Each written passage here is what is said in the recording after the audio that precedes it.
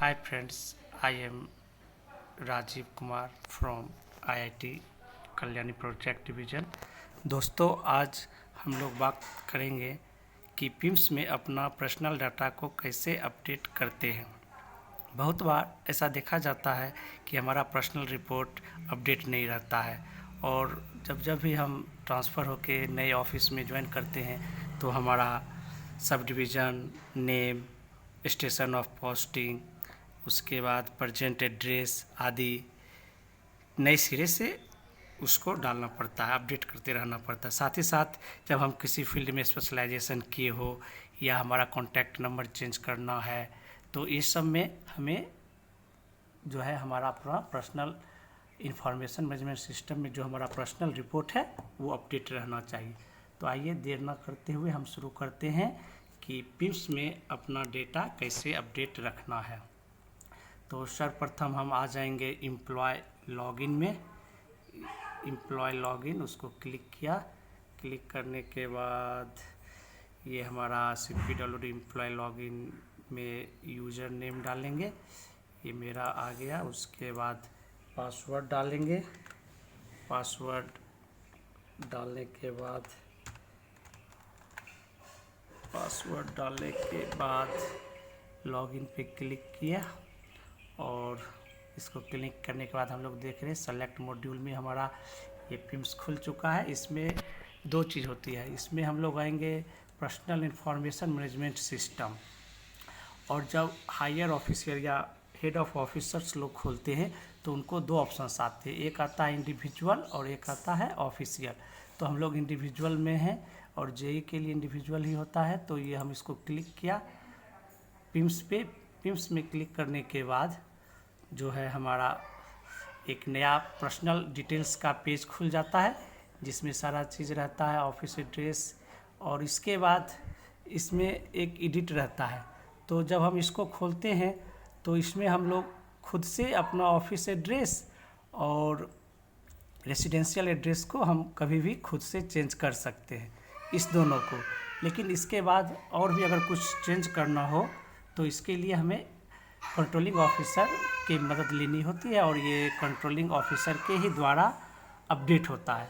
तो इसमें हम आएंगे नेविगेट दिस साइट ऑप्शन में, और इसमें हम वेरीफाई डिटेल्स में आते हैं।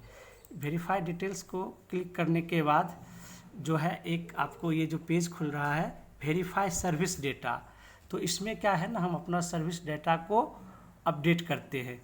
जैसे हम ट्रांसफ़र होके दूसरे ऑफिस को ज्वाइन किए तो नए ऑफिस एड्रेस डालना, प्रेजेंट एड्रेस में चेंजिंग आदि आदि हम लोग करते हैं। और इसके लिए क्या है, इसके लिए हम लोग को बोल रहा है ये कि please verify service particulars and report deficiency. तो हम लोग को अपना पर्सनल रिपोर्ट को वेरीफाई कर लेने के बाद देखना है कि उसमें कोई डिफिशियंसी तो नहीं है, तो उसको हमेशा अपडेट रखना होता है। तो इसके लिए इसके लिए आपको देखिए नोटिंग में है no hard copy is required, और इसके लिए हमें कोई हार्ड कॉपी भी नहीं देनी होगी, सिर्फ हम ऑनलाइन इसको अपडेट कर सकते हैं।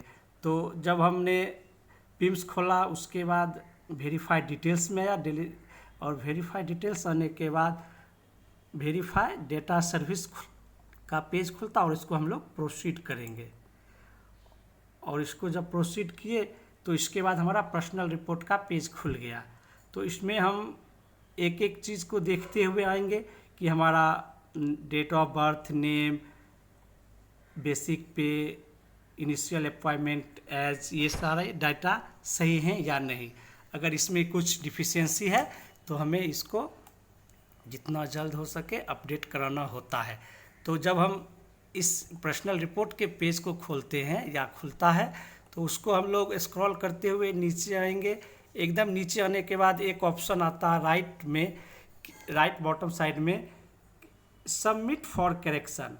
सबमिट फॉर करेक्शन में हम लोग इसको क्लिक किया, और इसको क्लिक करने के बाद जो है ये फिर से वही पेज खुलता है, लेकिन इसके नीचे एक बॉक्स भी आ रहा है जिसमें लिखा हुआ है योर रेक्टिफिकेशन रिक्वेस्ट। तो फ्रॉम कंट्रोलिंग ऑफिस आईडी से लेके आपका पर्सनल डेटा में जो भी डिफिशियंसी है, डेट ऑफ बर्थ गलत हो या नेम ऑफ गलती हो, या आप मैरिड हो गए तो अनमैरिड से मैरिड करना हो, या आपका आधार नंबर डालना हो तो इसमें आपको लिखना है। जैसे मेरा ये पर्सनल डेटा सारा सही है तो मुझे इसमें कुछ नहीं करना है, तो फिर डिटेल्स ऑफ इनिशियल अपॉइंटमेंट में आएंगे, इसमें भी ठीक है मेरा डेटा सारा। तो और नीचे आए करेंट पोस्टिंग डिटेल्स, इसमें देख रहा हूँ मेरा पे बैंड और ग्रेड पे ये अंतर है, ये बहुत पुराना है और आज का मेरा ग्रेड पे चेंज हो चुका है। तो मैं यहाँ पे न्यू पे बैंड और ग्रेड पे है उसको डालूँगा फिर। और ये सारा डाटा ठीक है। स्टेशन ऑफ पोस्टिंग ये भी चेंज हो सकता है अगर मैं नए ऑफिस में ज्वाइन करता हूँ, नहीं तो ये सेम ही रहेगा। और उसके बाद sub division name if any, तो ये नहीं होना चाहिए क्योंकि मैं प्रोजेक्ट डिवीज़न में हूँ, वहाँ पर कोई सब डिवीज़न नहीं है। तो इस तरह से जो भी डेटा मुझे लगता है कि गलत हो या आपको, तो आप इसके जो है यहाँ per your rectification request box में लिख के आप उसको नीचे स्क्रॉल करते जाएंगे।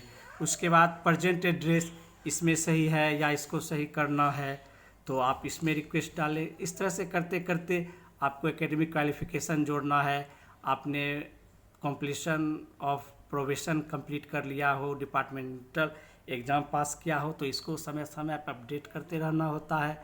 आपने किसी प्रोफेशनल बॉडीज़ का मेंबरशिप लिया हो तो भी आपको ये ज़रूरत पड़ेगी।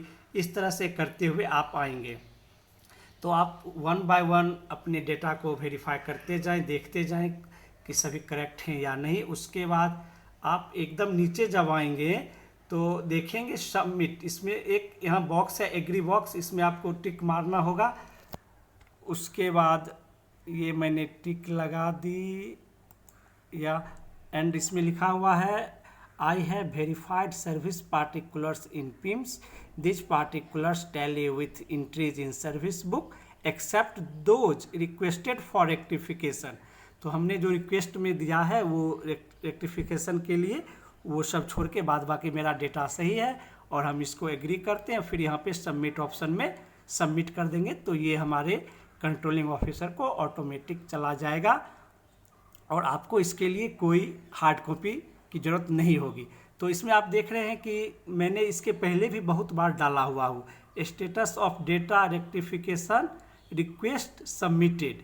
तो इसके पहले मैंने आपको दिखाई दे रहा होगा 2017 में सबमिट किया, फिर 19 में किया, 20 में 2 बार किया हूँ, लेकिन सारे का स्टेटस पेंडिंग दिखा रहा है। ऐसा इसलिए है क्योंकि हमारे कंट्रोलिंग ऑफिसर ने आज तक इस पर कोई एक्शन नहीं लिया है। और मैंने इस मैटर को जब मैं अपने ये करंट एक्शन साहब से बात की तो उन्होंने बोला हाँ मुझे दिख रहा है और मैं ये आपका सर्विस बुक वेरीफाई करके मैं आपको ये सारा डेटा को अपडेट कर दूंगा।